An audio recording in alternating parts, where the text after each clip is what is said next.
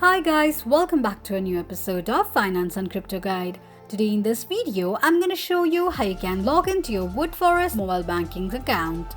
Keep watching the video till the end. To log into your Woodforest Mobile Banking account, firstly go ahead and launch open any web browser of your preference. On the search box at the top, type in online.woodforest.com and make a search. You will end up on the login page of your Woodforest Mobile Banking's account. Enter your username and password associated with your Woodforest Mobile Banking's account and tap on Login. This is how you can log into your Woodforest Mobile Banking's account quickly and easily just in few steps. If you have any thoughts or queries, let us know in the comments section. Don't forget to subscribe to our channel.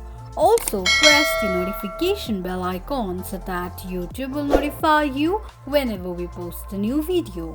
I hope this video was helpful to you. Thank you so much for watching.